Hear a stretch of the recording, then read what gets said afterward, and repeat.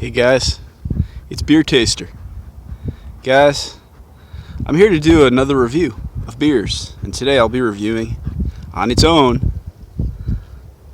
Miller Genuine Draft. Guys, can you see that? That is Miller Genuine Draft. Canned version. This one has a freshness date of September 15th, so it should be nice and fresh. Last time I did Miller Genuine Draft in a double review with Miller Lite. And guys, that actually wasn't that long ago that I did that. And guys, I got killed, but I don't know if you can see, guys, but I just got tore up on that day by these gnats. And these gnats, man, they messed me up bad. They chewed me up. Screwed up my hand pretty good. My whole arm. Back of my neck and everything, guys. They tore me up. I was doing that Miller Lite and Miller Genuine Draft double review, guys, and the gnats were just killing me that day. So I'm at a different spot today. Today I'm just concentrating on Miller Genuine Draft all by itself. Guys, last time I did the bottle version. This time I'm doing the can. The bottle version is real nice to drink at, especially because you can see the beer. And it's just nice to drink out of glass. But guys, this can version, this one has a fresher date on it. And guys, when I drink from this can, I really notice a difference in freshness.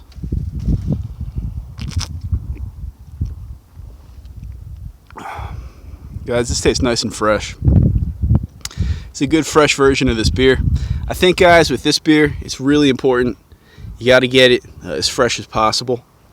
Somewhere that serves it cold, in a fridge, and a real good fresh date on it. And I think if you have a choice between the can and the bottle, both is good, but with the can, it seems like you're definitely going to get it nice and fresh if the date is good and they keep it cold. So try to look for that version. Guys, just like the bottle looks cool, the can looks cool too. It's gold. It's got the black and white label with the eagle and the red. It looks like a medallion or something in there, metal. Got Miller over it.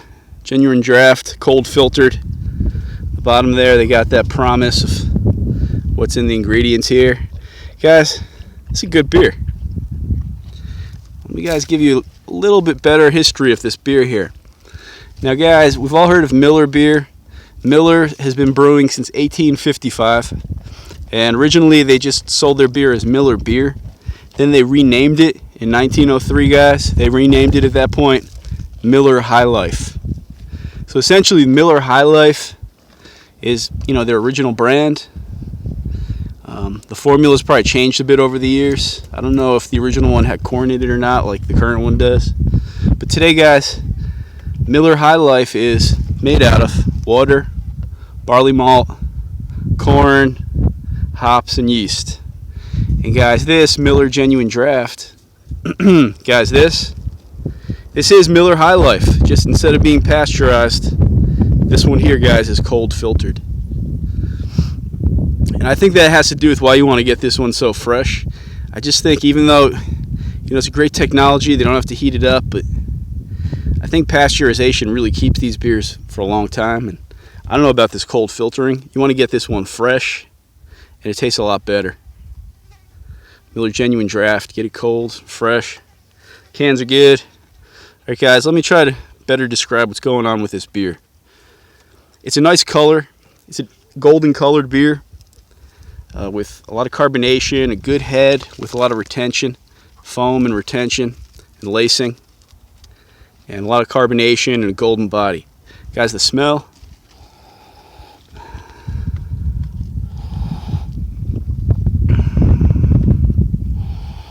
The smell is like mild malt and some grain.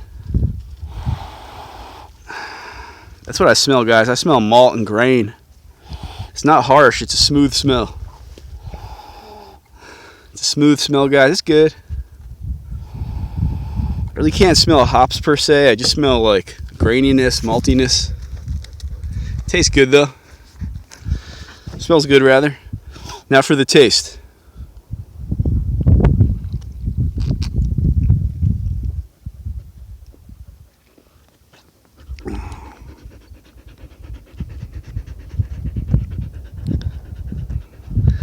Taste, guys. Guys, the main flavor that comes off on this beer is a malty, grainy body. You taste that malty grain. I mean, that's the main thing going on here, guys. Malt and the grain. And the grain is definitely like corn. You can taste that it's corn.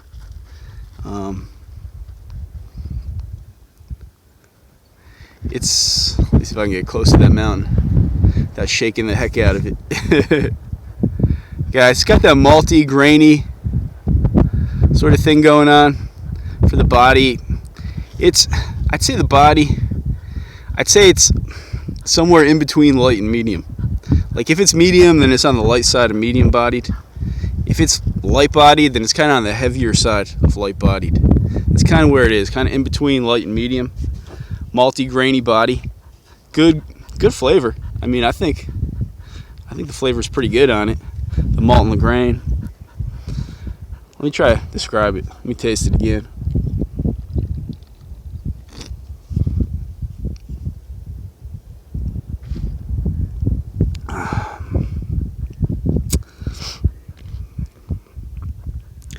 You know, guys, this beer tastes like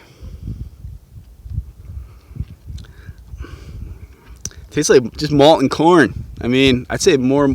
It's pretty close. There's definitely more malt in here than there is corn. I mean, I shouldn't say it's pretty close. There's definitely more malt here than corn. But the corn is there. It's not a sweet corn. It's not a real estery corn. It's just kind of like a grainy corn, like a mild grainy corn.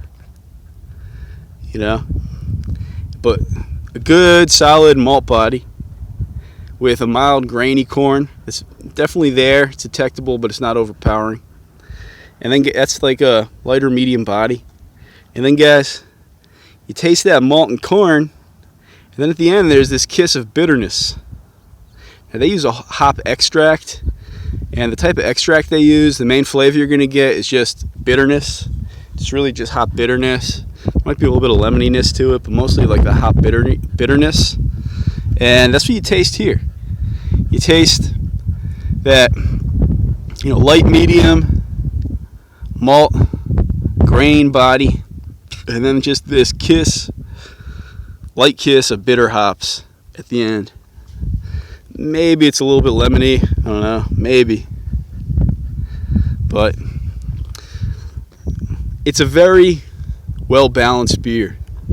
The malt is there, it's detectable, but it's not overpowering. And the hops are light, and they just lend that gentle bitterness that malt body needs. It matches, the character of the hops matches the character of the malt pretty good in this beer. The body's light medium. It looks good. It has good carbonation. And I think for the value, guys, this is my go-to lager just for value. Like, I would drink this before Budweiser or PBR. I think Schlitz is higher quality, but Schlitz is more expensive, and Schlitz is a lot more filling than this. Schlitz I'd want to have Schlitz when I'm eating a steak or a nice heavy burger.